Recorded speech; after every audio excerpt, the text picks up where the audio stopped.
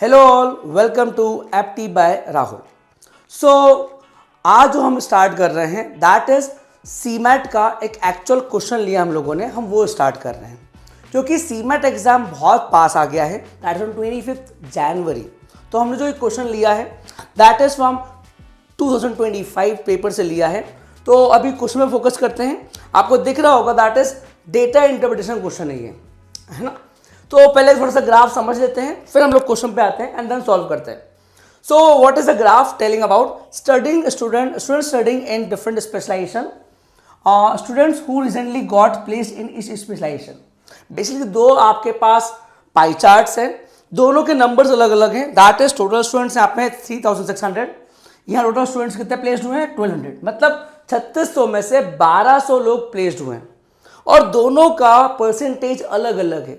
जैसे अगर मैं पूछूं कि ऑपरेशन में कितने बच्चे पढ़ रहे थे तो आप बोलोगे 35%, लेकिन किसका 3600 का। अगर मैं बोलूं ऑपरेशन में कितने लोग प्लेस्ड हुए थे तो आप बोलोगे 1200 में से 33% प्लेस्ड हो चुका था। सो इस पे बेस्ड कुछ क्वेश्चंस हैं हमारे।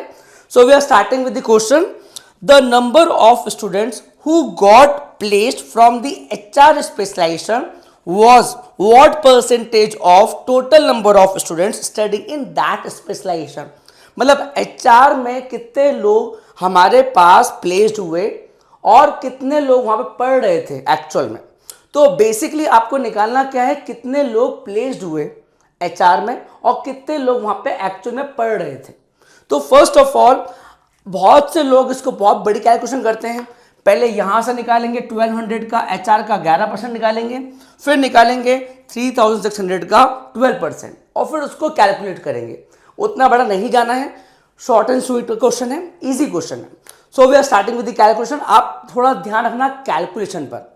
सो फर्स्ट ऑफ ऑल मुझे ये निकालना है, आप पहले देखो कि क्या निकालना है। HR स्पेशलाइजेशन से प्लेस्ड निकालना है, तो प्लेस्ड वाले पहले स्टूडेंट्स आपको लेने पड़ेंगे। दैट इज 1200 का कितना परसेंट है HR में 11%, दैट इज 11%।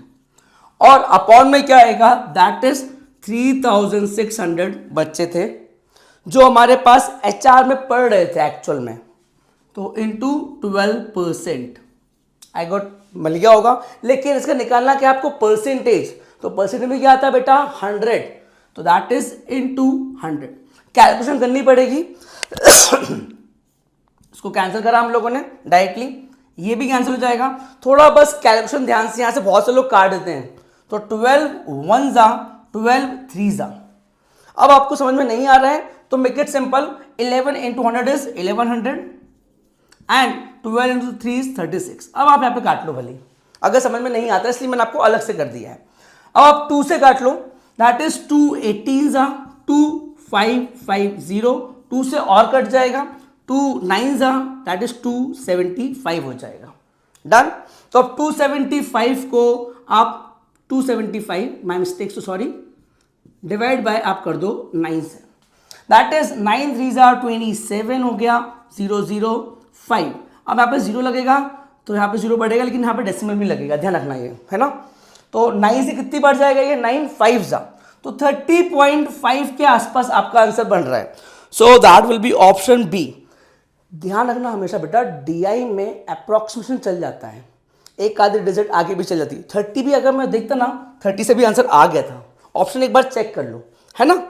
तो that is all. I guess आपको समझ में आ गया होगा पूरा क्वेश्चन। तो सेम जो हम लोग करते हैं हमेशा, जो आपको क्वेश्चन देंगे हम लोग होमवर्क में, इस बार डिस्क्रिप्शन में आपको क्वेश्चन दे दूंगा जो हम लोग हमेशा करते हैं। दैट इज जो भी 10 मिनट के अंदर क्वेश्चन करेगा they will get a surprise gift from us.